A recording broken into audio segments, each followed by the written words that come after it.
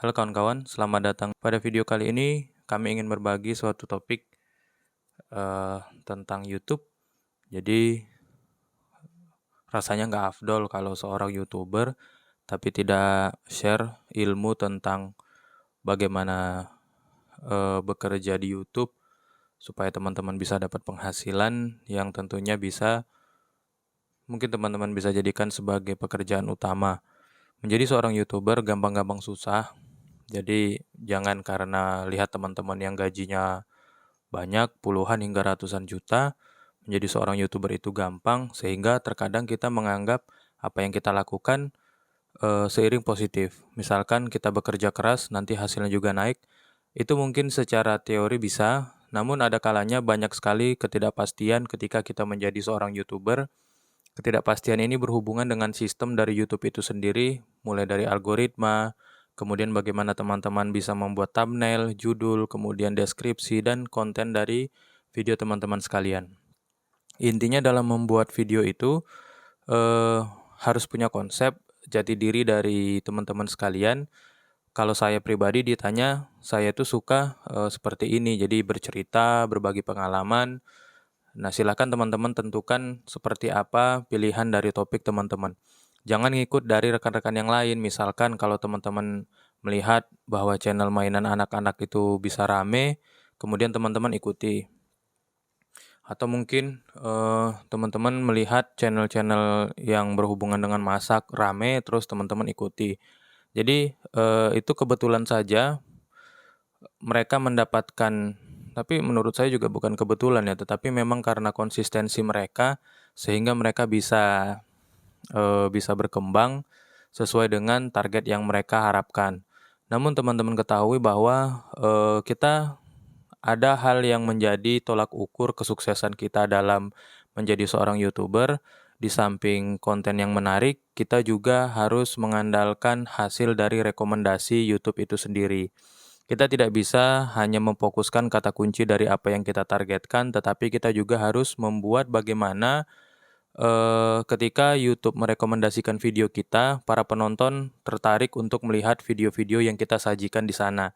Jadi kalau misalkan baru membangun channel YouTube misalnya, jadi teman-teman di sana pertama kali upload itu YouTube akan membantu video teman-teman agar bisa dilihat orang banyak. Jadi secara otomatis di-share gitu ke beberapa ratus atau beberapa ribu pengguna YouTube.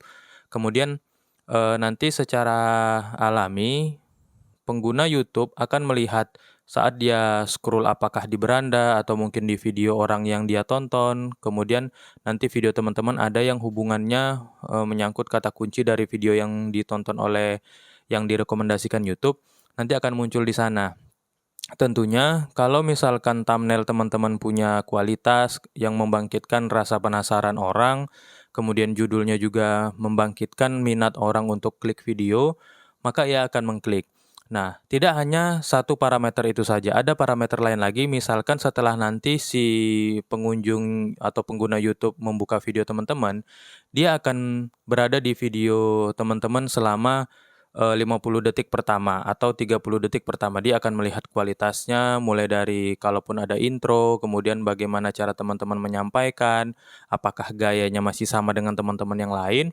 Kalau dia memang suka, tentu dia akan melanjutkan menonton sampai dengan minimal 40 sampai 50% dari durasi teman-teman. Katakanlah kalau video teman-teman misalkan 3 menit atau 5 menit, katakanlah mungkin 1,5 menit dia bertahan di sana.